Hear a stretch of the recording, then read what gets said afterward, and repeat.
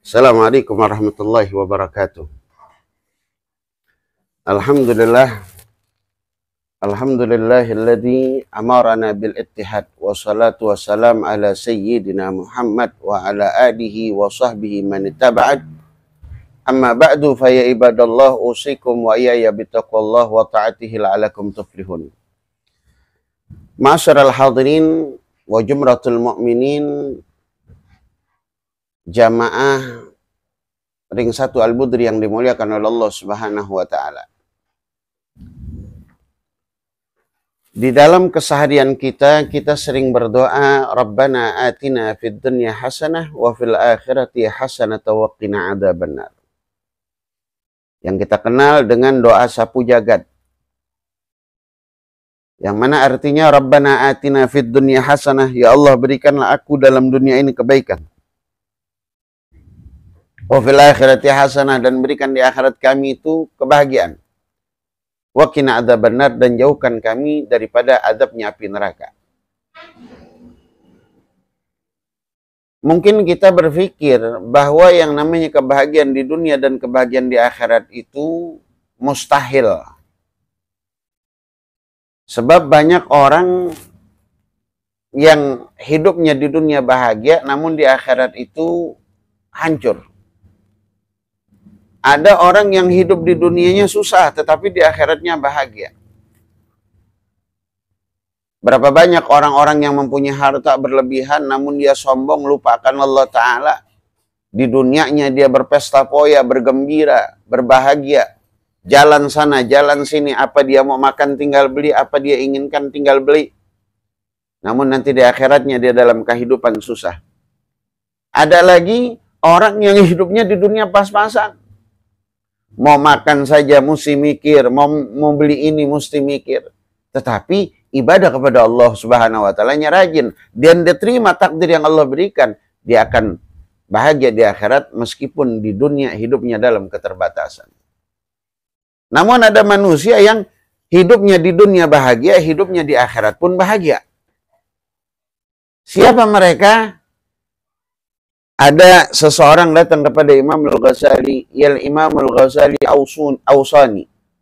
Wahai Imam Al-Ghazali, nasihatkan aku, berikan aku wasiat. Untuk apa? Li sa'adatid dunya wal akhirah, agar aku ini bisa hidup bahagia di dunia dan di akhirat. Apa kata Imam Ghazali? Usikum bisalatsatil awsah. Aku wasiatkan kepada engkau 3 wasiat, yang mana apabila engkau mendapatkan 3 wasiat ini, maka engkau akan hidup bahagia di dunia dan di akhirat. Apa 3 wasiat ini yang mesti dipegang? Yang pertama adalah ilmul ulama. Ilmunya para ulama. Ilmunya para ulama ini kalau dipegang. Ilmunya para ulama ini kalau menjadi pegangan hidup kita. Ilmu ulama ini kalau andai kata menjadi sandaran pada hidup kita dan menjadi nasihat di dalam penunjuk dalam hidup kita, ini kita akan selamat dunia akhirat. Karena apa? Al-ulama warasatul anbiya, ulama ini pewaris para nabi. Bahkan dikatakan, fas'alu ahla dzikra in kuntum la ta'lamun. Tanya kepada ahli-ahli zikir, orang-orang yang mengenal Allah Subhanahu wa taala, in kuntum la ta'lamun, ketika kalian itu tidak mengetahui tentang segala sesuatu. Jadi yang pertama kalau pengen bahagia, ya bi'ilmil ulama, pegang ilmu ulama. Kalau kita punya pegangan ilmu ulama atau kita punya penasihat daripada orang-orang yang alim dan dekat dengan orang yang alim, maka hidup kita bakalan gampang. Yang kedua apa? Yang kedua itu dikatakan hikmatul hukama. Hikmah daripada ahli-ahli hikmah. Siapa ahli hikmah? Orang yang dekat kepada Allah Subhanahu wa taala. Ahli hikmah ini apabila bicara dia santun, apabila berdoa diijabah oleh Allah Subhanahu wa taala. Apabila dia meminta, apabila dia menerangkan kepada seseorang, orang gampang paham.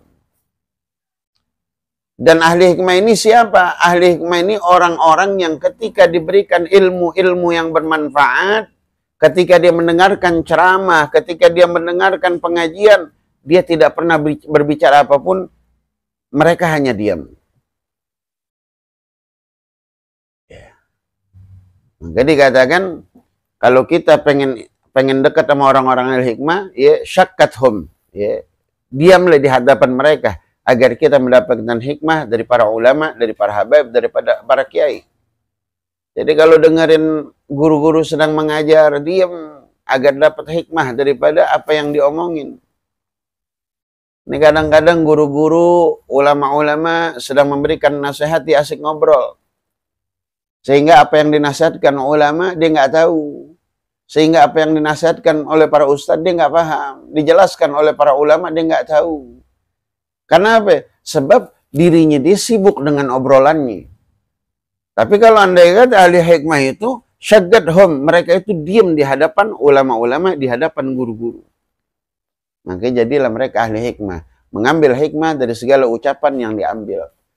Sebab perkataan ulama itu sedikit saja, meskipun dengan kalimat-kalimat yang tidak dipahami oleh orang banyak, bagi orang yang mendapatkan hikmah akan mendapatkan pemahaman yang kuat tentang omongan tersebut.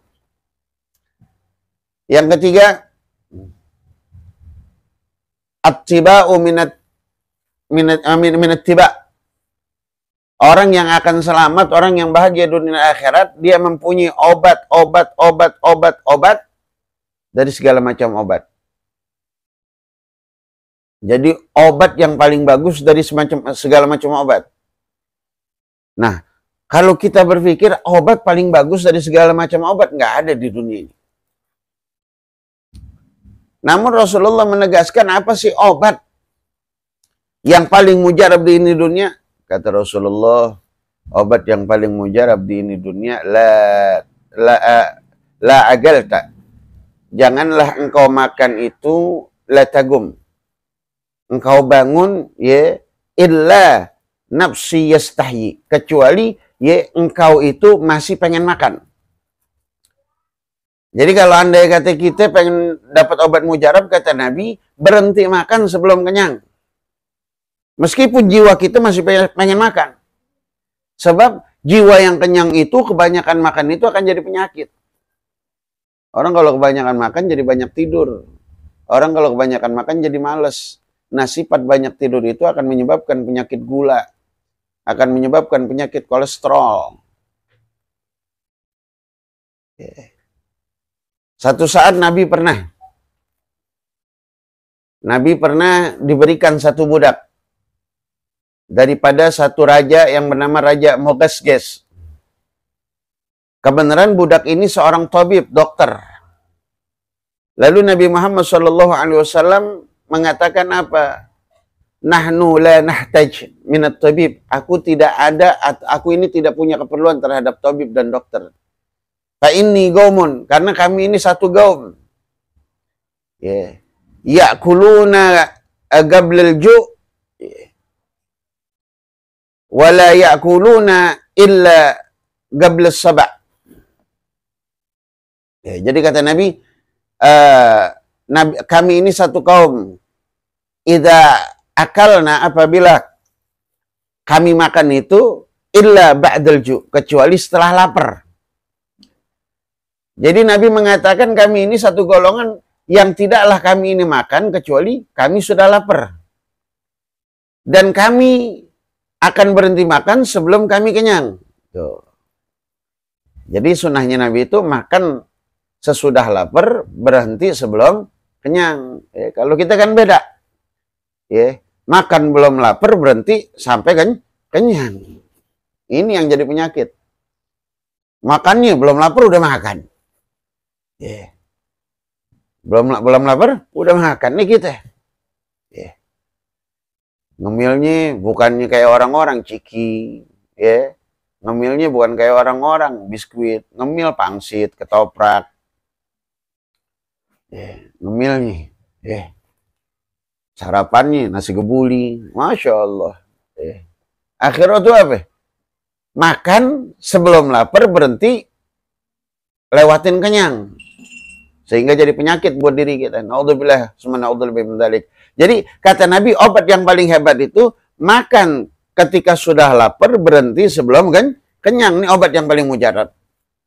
Jadi kalau andai kata kita punya ilmu ulama, punya hikmah daripada para hukama, dan punya obat daripada obat segala obat, maka kita akan hidup aman dunia dan akhirat.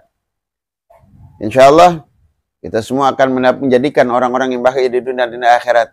Dan dia akan dimasukkan kepada Allah Subhanahu wa taala dalam orang-orang yang mendapati ridhonya Allah Subhanahu wa taala dan dimasukkan ke dalam surganya Allah Subhanahu wa taala. Cukup sekian, wallahu muwaffiq ila aqwamit thoriq. Wassalamualaikum warahmatullahi wabarakatuh.